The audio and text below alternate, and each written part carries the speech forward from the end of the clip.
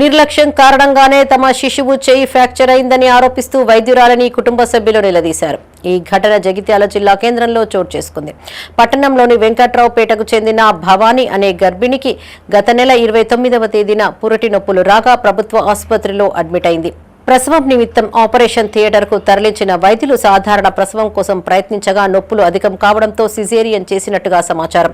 కాగా పసికందుకు చేతివాపు గమనించిన కుటుంబ సభ్యులు వెంటనే వైద్యురాలిని ప్రశ్నించగా చేతికి చిన్న సమస్య ఉందని, పట్టి వేస్తే సరిపోతుందని డాక్టర్ దాటవేసినట్టుగా కుటుంబ సభ్యులు తెలిపారు.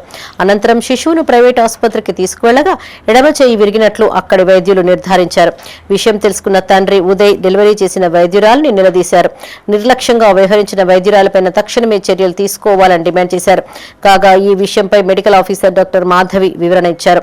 ప్రసవ సమయంలో గర్భాశయంలో పిండం సరైన విధంగా స్పందించకపోవడంతో తప్పనిసరి పరిస్థితుల్లో చెయ్యిని బలవంతంగా బయటకు తీశామని చెప్పారు.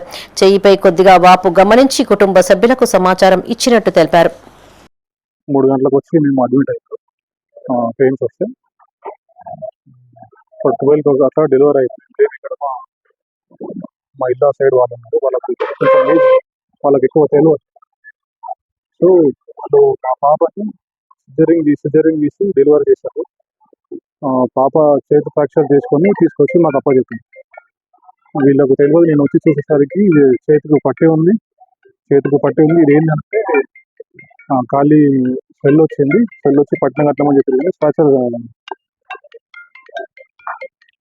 ఫ్రాక్చర్ అయిన సంగతి చెప్తలేదు. మళ్ళీ నేను పోయి పిల్లల డాక్టర్ దగ్గర పంపించారు.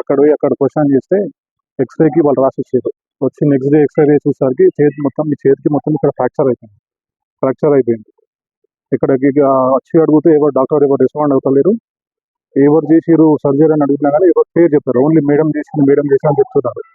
ఇక్కడ గవర్నమెంట్ హాస్పిటల్లో డాక్టర్ల నిర్లక్ష్యం వల్ల ఈరోజు మా పాపది చేతు విరిగి మా చేతిలో పెట్టిరు.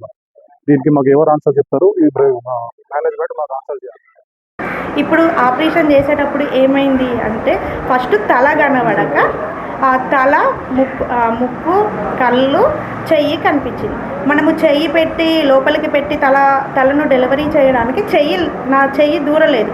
దానివల్లనే ఏం చేసిన అంటే చేతిని ఫస్ట్ చెయ్యి అన్నది బాగా లోపలికి ఉంది, ముక్కును వీటికి ఊపిరి ఆడట్లేదు. ఫస్ట్ మనం ఇట్లాంటి కేసులలో మళ్ళీ ఇంకొకటి ఏంటంటే బేబీవి నిపుల్స్ కనిపిస్తున్నాయి. అంటే మనకి ఛాతి కనిపించినప్పుడు ఇవన్నీ ఒకటేసారి కనిపిస్తే డెలివరీ చేయరాదు. గర్భసంచిలో ఏంటంటే అనుకున్నంత స్పేస్ ఉండదు. దానివల్ల ఏమవుతుంది అంటే బేబీని ఫస్ట్ ఒక చెయ్యిని తీస్తే ఇంకొక స్పేస్ వీలవుతుంది.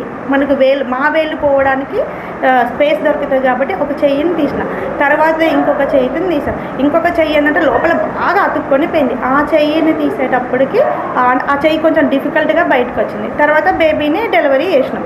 కొంచెం రక్తస్రావం ఎక్కువైంది, మంచిగా కుట్లేసి చేసినాం, అంత మంచిగా ఉంది. మదర్ కూడా అంత ఫైన్.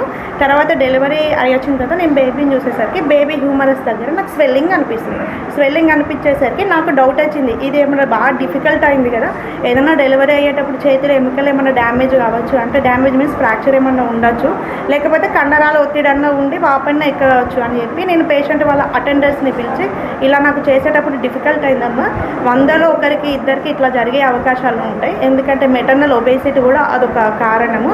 బేబీ సరిగా తిరగకపోవడం కూడా ఇది ఒక రీజన్ తోటి ఇట్లా అవుతుంది. మీరు వెంటనే పిల్లల డాక్టర్కి కానీ లేకపోతే ఎవరైనా ఆర్థోపెడిషన్కి కానీ లేదంటే జగిత్యాలు కానీ ఎటన్నా వెళ్ళి చూపించుకోండి.